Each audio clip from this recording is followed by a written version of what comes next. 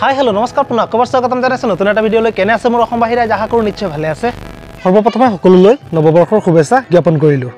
লগতে 2024 বৰ্ষই যাতে সকলোৰ কাৰণে সুখৰ বাৰ্তা কঢ়িয়াই আনে সেই কামনাই কৰিলোঁ।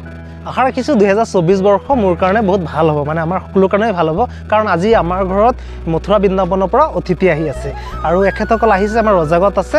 তো তাত যাম আৰু তেখেতসকলক লগ কৰিম আৰু প্ৰথমতে আমাৰ ওচৰত থকা মাধৱ থানত যাম আৰু তেখেতসকলে তাত দৰ্শন কৰিব আৰু তাৰপাছত আমাৰ ঘৰতো আহিব।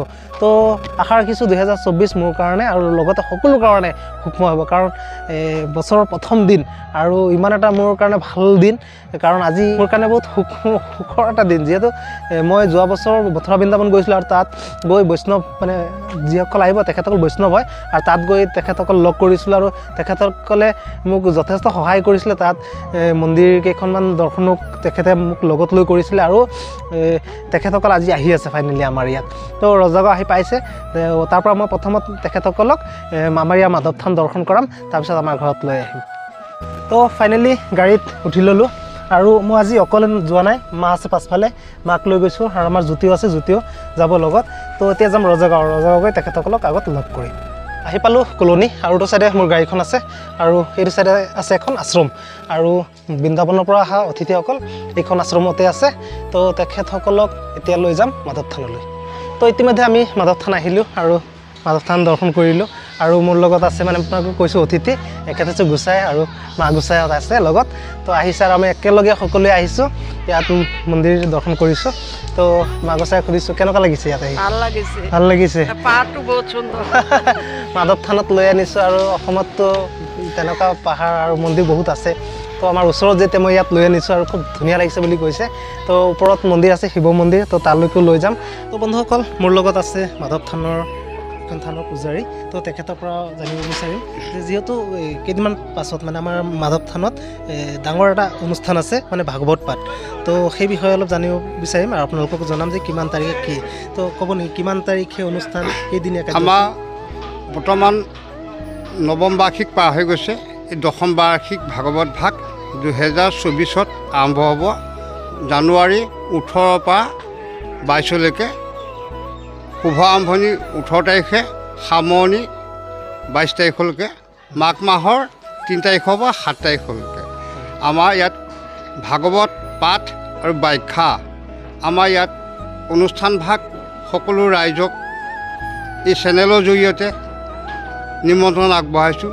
যথাযোগ্য অসমবাসী ৰাইজক আমি নিমন্ত্ৰণ জনাবলৈ বৰ পৰম সুখী সৌভাগ্যৱান হৈছোঁ।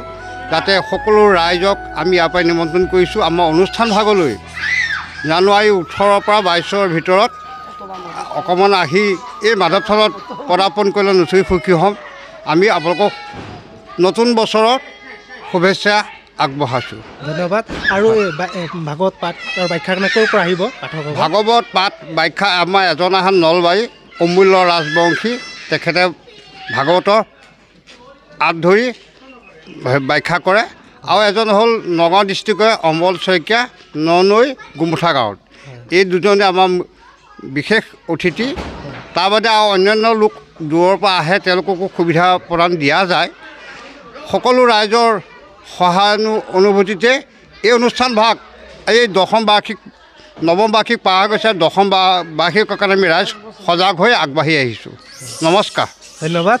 তো ইতিমধ্যে আপোনালোকক জনালোঁ যে আমাৰ মাধৱ থানৰ যি ভাগৱত পাঠ অনুষ্ঠান আৰু সেই অনুষ্ঠান কিমান তাৰিখে হ'ব, তো আপোনালোকে গোটেইখিনি গম পালে। তো আহিব আৰু খুব ধুনীয়া অনুষ্ঠান হয়, ইয়াত অংশগ্ৰহণ কৰিব আৰু লগতে যিসকলে মাধৱ থান এতিয়ালৈকে দৰ্শন কৰা নাই, চ' আপোনালোকে আহিব আৰু মাধৱ থান দৰ্শন কৰিব। তো এইটো চাইডে আছে ওপৰত শিৱ মন্দিৰ, তো ওপৰত যাম আৰু শিৱ মন্দিৰ আমি দৰ্শন কৰিম। তো গৈ আছোঁ ওপৰলৈ, ওপৰত শিৱ মন্দিৰ আছে আপোনালোকক কৈছোঁ। আৰু এইটো চাইডে দেখিছেনে আপোনালোকে মানে গেট নিৰ্মাণৰ কাম চলি আছে। তো মোটামুটি কাম হৈছে আৰু কিছু ৰঙৰ কাম বাকী আছে। তো কাম চলি আছে আৰু যিহেতু ওচৰত ইমান ডাঙৰ এটা অনুষ্ঠান, তো আন বছৰৰ দৰে এইবাৰো খুব উখল মাখল পৰিৱেশ হৈ আছে মাধৱ থানত। তো ওপৰত আছে শিৱ মন্দিৰ, তো আমি উঠি গৈ আছোঁ।